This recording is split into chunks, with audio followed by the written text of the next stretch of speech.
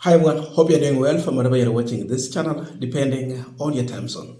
Now, yesterday, it was on a Sunday, and Ruto attended a church service before proceeding to the Safari rally and the match at Nyayo Stadium. There is something he said while he was in the church. Now, by the way, Archbishop on a subpoena for the second time, he denied Gachagua a chance to address the people in the church, which is okay. He just mentioned his name, and Gachagua just stood to wave. That was enough.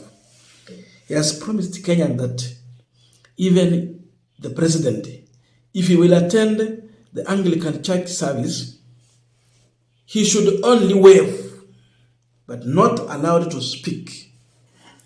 How I wish, and I'm waiting for that. We're just waiting to see the moment Ruto will end Anglican church. Then Bishop Onesapit calls his name, he waves and sits down. Tunangojea sana.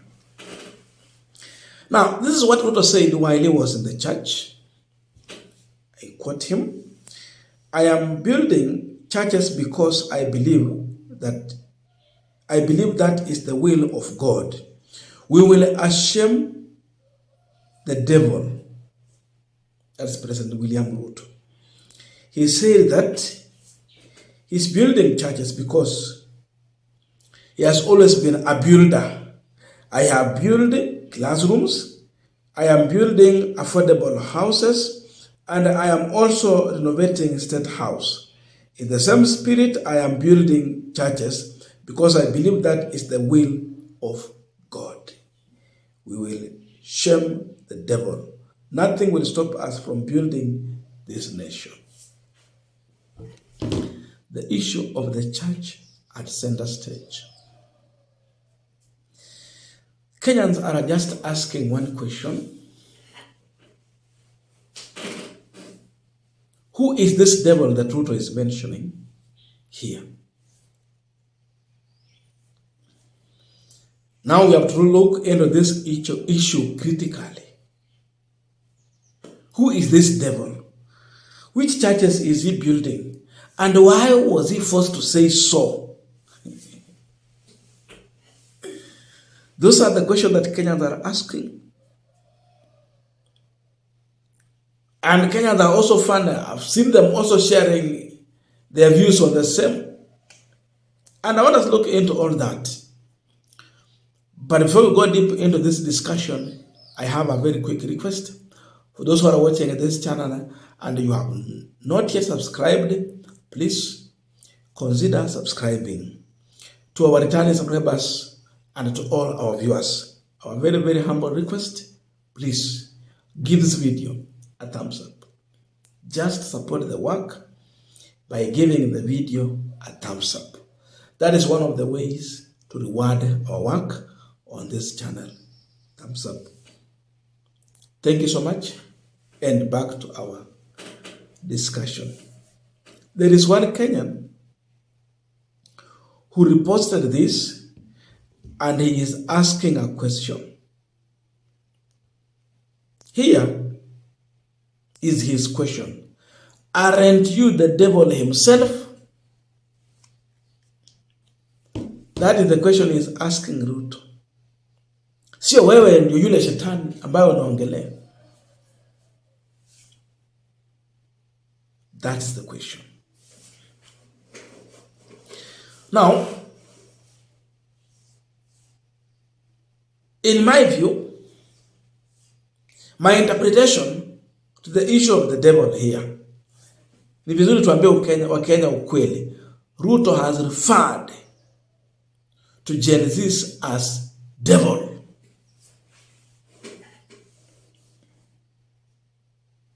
Yes, let it sink. He's referring to the youth in this country as devil. Ameanza matusi.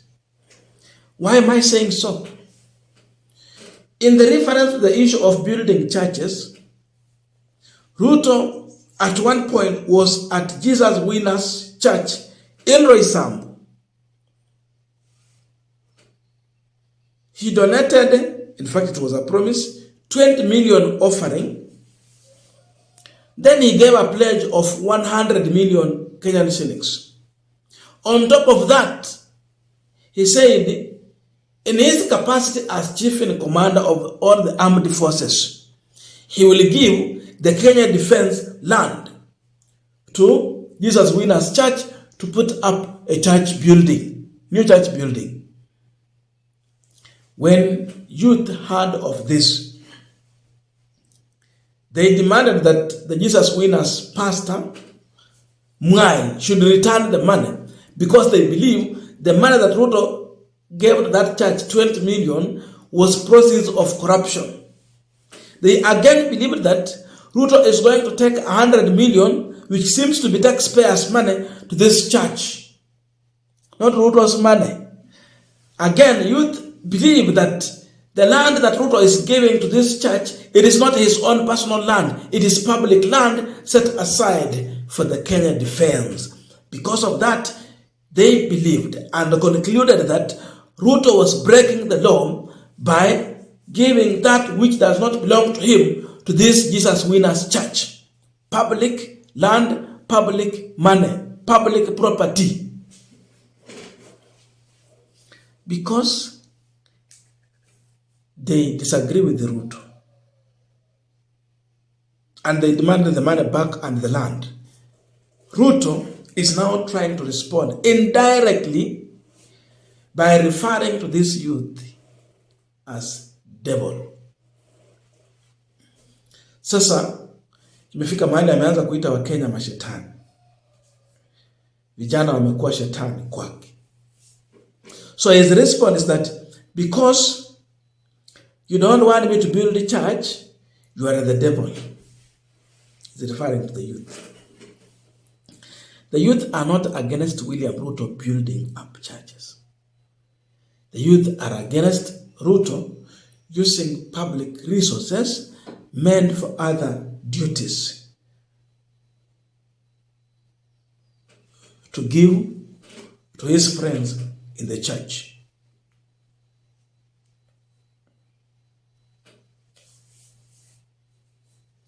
And the question that the youth is asking them, aren't you the devil himself?